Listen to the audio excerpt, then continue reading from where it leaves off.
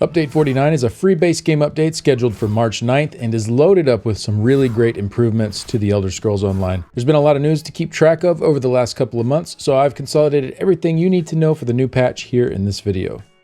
First off, the base game will be expanding and will now include the Warden class, along with the Imperial City, Orsinium, Thieves Guild, and Dark Brotherhood DLCs. Imperial City was technically already free, but had to be claimed from the Crown Store. This probably led to a little confusion, so now all of these items are removed from the Crown Store completely and just included with the base game, whether you purchase it or access it through Xbox, Game Pass, or PlayStation Plus. The latest Solstice DLC will also be moving into the Crown Store for purchase there, which means it's now included in the ESO Plus membership. And since all content going forward is now going to be free, ESO Plus will now be all you need to have all of the content unlocked. Speaking of ESO Plus, there are quite a few new additional features for subscribers. We'll go over most of these later as we get into the player experience improvements. On March 9th, coinciding with the launch of the update until March 25th, there will be a mini event where you earn 100% bonus XP for your skill line progressions. So if you've been putting off leveling something, this will be a great time to do so. As with most updates, there will also be a ton of new furnishings added, 55 new furnishing plans, 25 new achievement furnishings, and 5 new antiquity furnishings. Just a heads up though, a lot of these will not be available until April 29th with the release of the Night Market Zone, which we'll get into a little bit later. There are also some changes coming for events. Event tickets are being done away with and converted over to trade bars. This is an exchange rate of 100 bars for each ticket, and this will be the new currency for events. The great thing about trade bars is that they are no longer capped, so you can stack up as many as you want. And the reason they're changing the name here is because these are no longer specifically tied to the events only. They'll also be usable in the new shop, the Gold Coast Bazaar. This will be coming on March 25th. I do have a section later in the video for future features where we'll talk about this a little bit more. And then event collectibles are no longer morphable. You just collect what you want. This is retroactive for collecting past rewards that you missed as well. They do cost 10 tickets now instead of 5, or 100 trade bars instead of 50. But since you only have to collect them once instead of over and over and over to morph them, this is actually going to make stuff much easier to acquire than before. Really great changes overall here to the events. All right, for the next section of this video, I'll be covering the player experience improvements. I think this might be the largest list of quality of life changes we've ever had in an update. So let's go ahead and break them all down. The first thing I'll cover is actually something that wasn't even on the list. I found it all the way at the bottom of the patch notes. Prahari, the smuggler, no longer takes a smuggler's fee for fenced items. She's a summonable assistant who is a quest reward for the Thieves Guild quest line. Normally she takes a 35% cut for fencing items, which makes her pretty unappealing to use unless you're just feeling extra lazy, but now she'll offer you that full value that the items are worth. Pretty awesome change. Next up, we have account-wide outfit slots. The outfit slots are now account-wide, while appearance remains tied to character. Any previously purchased outfit slots have also been converted to account-wide slots up to a total maximum of 10. So previously purchased outfit slots are additive up to 10. For example, if character A has purchased 2 outfit slots and character B has 3 purchased outfit slots, you now have 6 account-wide outfit slots, the 1 base one plus the 2 plus the 3. Pretty awesome change again here. Would definitely like to see the armory slots given this treatment as well. Next up is back bar XP. You may now earn experience on your back ability bar from all sources equally to the front ability bar. Developer note, the goal here is to minimize the mental load of trying to finesse having the right bar in front when doing certain activities, such as quest turn-ins and others to maximize XP gain. And then they noted that back bar XP will be disabled if you're using Oaken Soul. I do have to pat myself on the back a little bit for this one. I was invited to attend a meeting with Zoss to talk about these player experience improvements, and I suggested this one to them. I was a bit shocked and really happy to see when this hit the PTS that it was included. Another great change. This will make things way more intuitive and less cumbersome overall for leveling up skills. Next, we have bag and bank cost reduction. To reduce friction, we have reduced the gold cost to upgrade your bag and bank by nearly 50%. We've also reduced the crown cost for bag and bank upgrades. Along with this, you're now able to upgrade your bag in the UI. To reduce friction and help better inform you of the existence of bag upgrades, we have added functionality to be able to upgrade your bag directly in the inventory screen. So most veteran players will already have these things taken care of, but both are great improvements for newer players or for those making new characters. Next up is guild repping. You can now show off your guild name without having to wear the associated guild tabard. Simply select your desired guild in the guild nameplate dropdown in the character screen. This is another long requested feature, as a lot of people would like to rep their guild but don't want the tabard covering up their outfit design. Next up, we have guild trade listing, so they restored the 30-day listing window up from the current 14 days. The next new improvement is hide armor. This now includes gloves, boots, belts, pants, and chest. Previously, we just had the shoulders and the helm, so now you can hide any piece of armor that you want to. I think it's pretty awesome to have this flexibility now. I have a feeling we're going to see a lot of naked players running around, at least for a little while. Next is improved sort order for vendors. While interacting with vendors, items you can't purchase because either you do not meet the requirements or are already at the account limit will now be sorted to the bottom of their lists. Small change here, but definitely a welcome one. The next one here is pretty big though. Increased furnishing slots and home recategorization. In Update 49, all homes, excluding current notables, will see an increase in their furnishing slot limits. ESO Plus subscribers will continue to have double furnishing slots for all home size categories. Some homes have been moved up to a higher category, both to better align the size categories across the board and to give them increased furniture slots. So all of these houses here are going from staple to the classic size. And then all of these homes here are going from classic to notable. So even though notable home furnishing slots limits remain unchanged, some homes will increase furnishing slots by moving from the classic to the notable size category. They've also made it so that now all homes within a specific size category will have the same number of furnishing slots. It used to be sorted out more specifically, stuff like inns, apartments, etc. But now the limits are just in those three categories: staple, classic, and notable. So the smaller staple homes will have the traditional furnishing slots increased to 75 or 150 for ESO Plus subscribers. And then for classic homes, the traditional furnishing slots increased to 250 or 500 for ESO Plus subscribers. And then the notables remain 350 or 700 with ESO Plus. This is quite a large improvement in furnishing slots for most of the homes in the game, especially considering how many are moving up a category. Along with this, they're also increasing the population cap in homes. Staple will now be 6, classic 12, and notable remains at 24. And they note this will effectively increase the population cap to homes that were previously classic, but have since moved to the notable category. Overall, awesome stuff here. I'm sure housing fans out there are really going to love these changes. Next up, we have the increased transmute crystal cap. We've tripled the transmute crystal limit from 500 to 1500 per account, or 3000 for ESO Plus members. So quite a bit more wiggle room for those transmute crystals now. They're also changing up mimic stones and outfit tokens. We've improved the sourcing of these items across the game, including golden pursuits, the Tamriel tome, crown crates, and more. So essentially, they're pulling them out of the crown store and sourcing them through other means in the game. All right, this next one's really awesome. Mounts for gold and faster riding training. When you visit a stable master in Tamriel, you have new options. One special stable master is selling a brand new, never before seen mount for gold. Kudos to whoever finds it first. Additionally, 16 mounts that were previously only available for crowns or other limited time offers will be sold for gold at other stable masters in Tamriel. And each stable master has their new mounts visible nearby, so you don't have to go into the menu to see what's on offer. They also lowered the price of the existing mounts to 25k gold. And then this next one's really awesome. Now when you train with the stable master, upon selecting capacity, stamina, or speed, you will receive 3 upgrades instead of the previous 1. Crown riding lessons still only provide a single upgrade. Really awesome changes here to both the quality of the mounts you can earn in-game, but also the quality of life improvement for the faster riding lessons. It used to take 180 days to fully max out your horse training, assuming no crown riding lessons. Now that's knocked down to 60 days or 20 days per mount stat type. Really great stuff. If you want to check out all the new mounts, Cujo Kills put out a great video covering all the locations and the costs. I'll have it linked down below, or you could just port around and discover them yourself.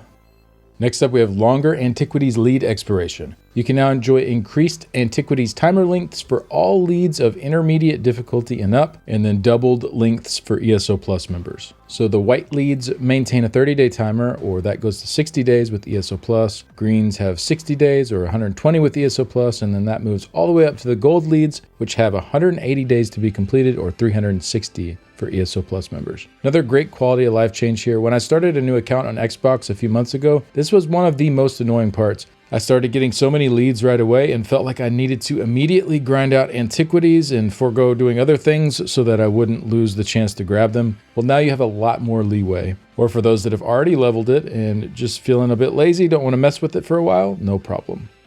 They've also reduced the time to fully research crafting traits by over 50%. This also sees the max caps being lowered as well from 30 days to 10 days, and this cap is derived from rank 4 of the crafting trees passive. And they made a note here, we approached this thoughtfully as we didn't want to devalue the time players had previously spent to max out all their crafting traits, so we still wanted to maintain a healthy chase while allowing you significantly more progress, particularly in early gameplay. Next is one of my favorites. This has felt so nice to have on the PTS, respec skills and attributes in the UI for free. To better support you being able to play your way, we made the cost to respec both skill and attributes to be 0 gold and added the functionality for you to be able to do this directly in the respective UI screens. There's a small cooldown to respec to decrease impact on game performance. This also helps with some cheesy stuff that might be able to be done with this. You cannot respec while in Vengeance, leaderboard content, except for IA, or in combat. Any leftover respec scrolls in your inventory will now be sellable for gold. This is definitely one of my favorite changes of the new patch. Being able to change morphs or skill points assigned on the fly is such a good quality of life change, especially for experimenting with different loadouts. You can even change your subclassing lines with this too. I do wish there was a way to mark a leaderboard activity as a non-score run to allow for it to be used there too. I think this would be great for training runs and for coaching players to have the right skills or morphs slotted, but overall this is a great addition to the game. And then similar to the recent changes with surveys and master writs, we now have stackable treasure maps. When you find a treasure map, you will now receive an unopened map. Using this item will generate a map in your inventory. And next we have vampire and werewolf cures and curses. They are removing the option to purchase these from the Crown Store and instead adding a quest starter to pick up the curses in the Crown Store. And then they have a free option listed there for the cure. There will also be new shrines that you can go do the quests at, or if you've already done the quest, once you return, you can immediately regain that line without having to redo the whole quest again. And then finally, for the player experience improvements, we have the zone guide improvement. You can now choose a specific type of location to track inside of the zone guide screen in Activity Finder. The zone guide will then guide you to new locations based on your selection. Previously, the zone guide only allowed you to track items in order, but this gives you more control over how to use the feature. So I believe how this worked previously was that it started with the main quest lines in there, and then way down the list, there were things like sky shards or crafting stations. So if you want to track those right away instead of like just tracking the main quests you need to be on, you can totally do that in whatever order you want now. So overall, so many great quality of life changes here. I'm really happy with the direction ZOS is taking. They have a whole team put together just to tackle these sorts of issues. So I'm really excited to see what that team's working on next. All right, for the next part of this video, we'll cover the combat changes. Real quick, if you found this video helpful, please consider subscribing to the channel. It really helps out a ton. First up, the Dragonite class got a complete overhaul, both visually and mechanically. I've already put together a separate video. It's like almost an hour long. We do a deep dive covering all the changes, so I won't go through all that again here. Definitely recommend checking that out though if you're interested to see what's going on with the Dragonite. Next up, Resurrection has become significantly less frustrating to use in high-intensity combat. The act of casting Resurrect on an ally can now be done while moving, rather than canceling itself if you moved more than a few frames. Casting Resurrect will now limit your movement speed to 10% of your current speed to retain the sense of risk and skill when resurrecting. Casting Resurrect now temporarily allows you to phase through NPC enemies while casting the effect to ensure that you cannot be pushed away by monsters from those in dire need of the Resurrect. Such a good change here. I don't know how many times I've almost had the res off and then something bumped me off of it. Meanwhile, the raid lead is yelling at us for no one getting the res. You still can't stand in stupid while you res, but at least you can maneuver a bit and not worry about getting pushed out of the way.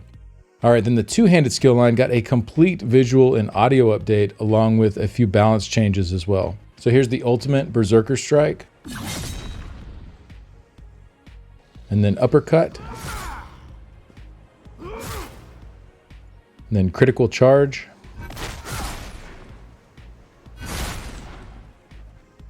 Here's Cleave. Reverse Slash.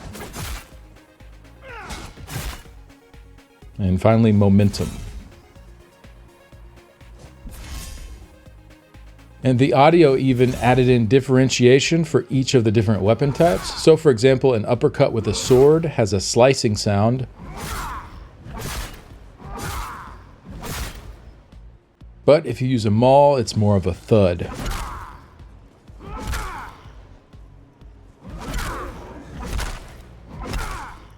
This is based on your skill style equipped, not the actual underlying weapon type, so you're free to go for the look and the sound that you want. For the balance stuff, I'll be honest, I was hoping for a little more here with the two-hander. Not a complete overhaul, but some tweaks to make it a bit more attractive as a front bar option for PvE. Currently, it's really only run as a back bar set, and even then that's just because the Maelstrom two-hander is so strong. So I hope they'll consider tweaking the passives a little bit, as they are very underwhelming compared to dual wield and destruction.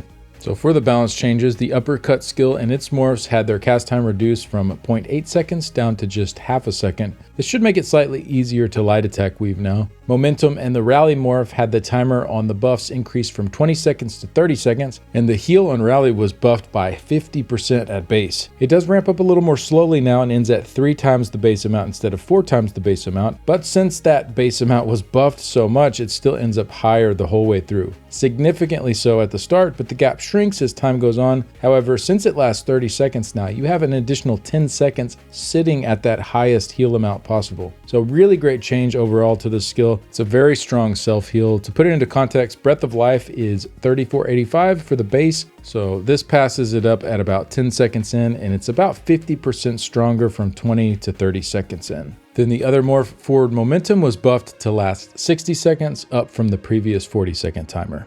The ultimate also had some nice buffs. The Berserker Rage morph had the timer increased from 8 to 12 seconds. Still don't see this being too appealing, especially considering the other morph, Onslaught. This morph had the timer on the extra physical and spell penetration increased from 5 seconds up to 8 seconds. Then they added in a special condition for PvE where you also get 100% crit chance for those 8 seconds. So a very nice improvement for PvP, but the crit chance actually gives a reason to potentially run it in PvE now. This has not really been a PvE ultimate at all. I could definitely see some niche burst scenario use for this now.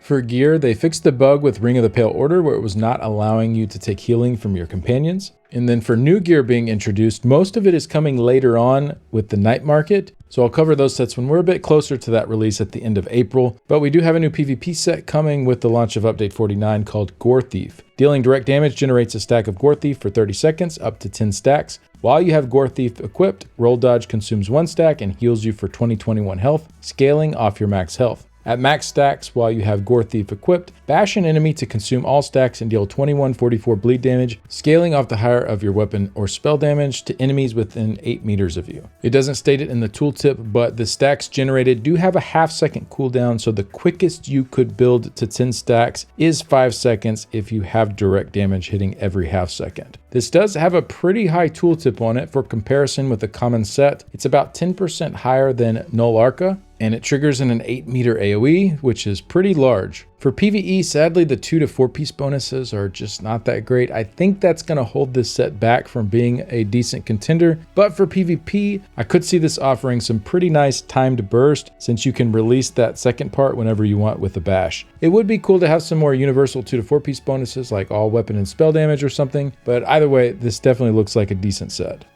There's also some PvP specific changes, so Battle Spirit will now reduce the amount of healing received by 33% when you have 8 or more heal over time effects on your character. Roads in Cyrodiil will now offer a bonus to movement speed while out of combat, on foot, and mounted. These speed bonuses apply to roads, which you can see on the Cyrodiil map, but also extend to some dirt roads. This is a pretty cool change. Sometimes it can feel like you're just constantly riding around Cyrodiil looking for a fight, so hopefully this speeds things up a bit. Alessia, Chalman, and Ash Keeps now have a larger courtyard area within the main gate to prevent players from jumping up into the inner keep from the gatehouse using a physics exploit. A small barricade has been added to the stairs near Allswell Farm to prevent players from jumping to outcroppings of an upgraded keep wall corner. There's no longer a limitation when queuing between similar types of campaigns, i.e. Cyrodiil campaign can now be queued from another Cyrodiil campaign, and Imperial City campaigns can be queued to from another Imperial City campaign. And then finally for Cyrodiil, leaderboards now go up to 500 entries and no longer have class assignments.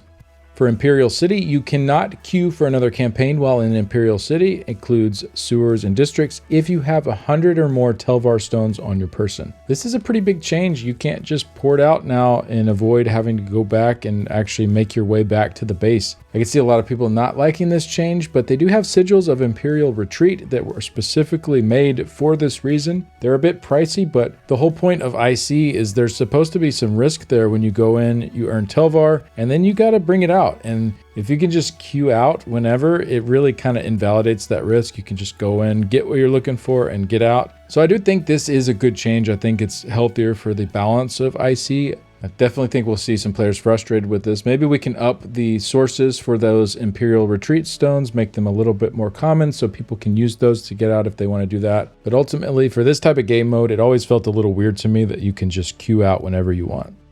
All right, then we have Battlegrounds. 3-sided Battlegrounds have returned to Battlegrounds weekend events. These will replace the 2-sided standard queue for those events, but not competitive, which remains 4v4. Huntsman's Fortress now has elevated spawn points with a bit more room to move around to help prevent area effects hitting you upon respawn. The Huntsman's Fortress Bridge has been lowered, and then Reeman's Folly now also has those elevated spawn points. I can definitely see some people interested in those 3-sided Battlegrounds returning. A lot of people were not huge fans of the 2-sided ones that they brought in. Seemed like some pretty mixed reception there. The 2-sided Battlegrounds seem to be a bit more lopsided more often than the 3-sided ones were, so cool to see the 3-sided ones coming back. I think some of the game modes are a little more fun with that anyways, so we'll see. They're here for some of the weekend events now, and they've said that if people really like them, they could possibly bring them back as a full-time game mode as well.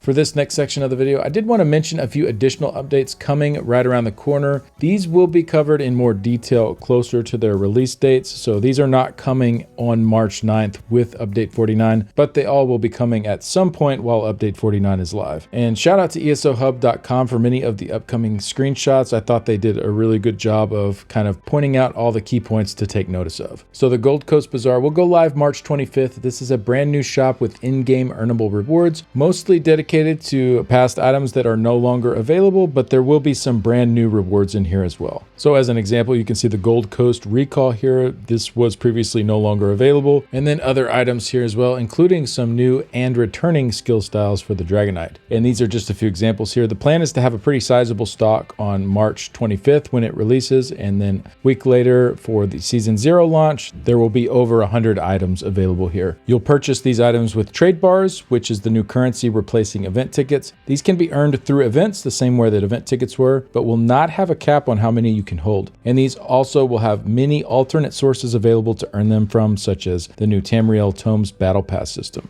Speaking of Tamriel Tomes, this will be launching with Season 0 on April 2nd. This will essentially be replacing the daily login rewards and the Endeavor system and giving players weekly and seasonal challenges to work on and earn rewards. You can now earn 8,000 seals every 3 months just through the free track, along with many other rewards such as the trade bars we just discussed. So that's 32,000 seals every year now for free. So a pretty big upgrade from the amount of seals that we earned in the past. And finally, the Night Market will be coming on April 29th. This is a completely new game mode located in Fargrave, featuring large instances that allow up to 36 players to join and tackle more difficult challenges than your standard overland encounters. Just for hopping in and doing the intro quest, you unlock a brand new house, and this is the first house that actually has a bank built inside of it. There are 3 factions to choose from to join and earn reputation with, and there is a boss ladder system as well that contains a couple of 4-person dungeon instances and then one 12-person trial instance. These are much shorter than normal dungeons and trials, but they're a lot of fun, and that trial especially will require some group coordination to take it down.